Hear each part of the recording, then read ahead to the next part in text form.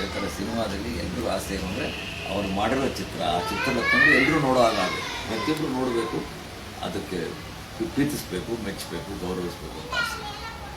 So ಅದು ಜಾಸ್ತಿ ಜನ ನೋಡಿದಾಗ ಅದು ಆರ್ಟ್ ಫಿಲಮ್, ಎಲ್ಲ ನೋಡೋದು ಅದು mass film. I think it doesn't make any difference. Only thing is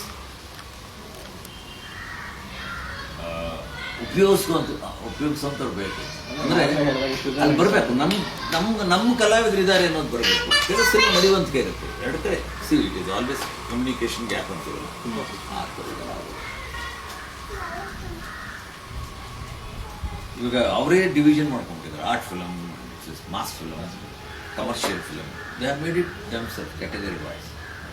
art ಇಲ್ಲದೆ ಯಾವ ಸಿನಿಮಾ ಇದೆ ಸರ್? ನೀವು ಫಿಲಮ್ ಇಸ್ ಫಿಲಮ್.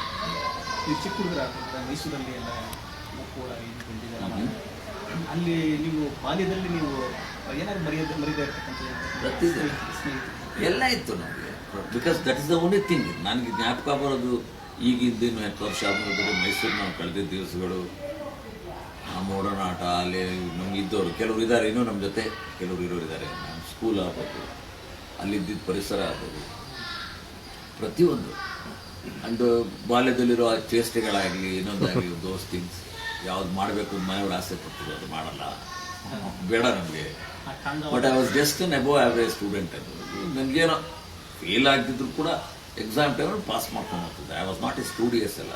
ನನಗೆ ಗೊತ್ತು ಎಷ್ಟು ಓದಬೇಕು, ಎಷ್ಟು ಮಾಡ್ಕೋಬೇಕು ಅಷ್ಟು. ಆ್ಯಂಡ್ ಯಾವತ್ತೂ ಕೂಡ we are not gone out of the level. ಯಾವುದು ಇತಿಮಿತಿ ಬಿಟ್ಟು ಯಾವತ್ತೂ ಯಾವ ಕೆಲಸ ಮಾಡಿಲ್ಲ ಅವತ್ತಿಂದ. ನಮ್ಮಿಂದ ತೊಂದರೆ ಆಗಿಲ್ಲ, ಕಳಂಕ ಅಂತಾರೆ ನೋಡಿ ಸೊಸೈಟಿಗೆ ಅಥವಾ ಮನೆಗೆ, ಆ ಥರದ್ದಲ್ಲ. ಟಾಟಾ ಇತ್ತು, ಚೇಷ್ಟೆ ಇತ್ತು, ಹಠ ಇತ್ತು, ಎಲ್ಲ ಇತ್ತು. ಬಟ್ ಇದ್ಯಾವುದು ಡಿಸ್ಟರ್ಬ್ ಮಾಡ್ತೀವಿ.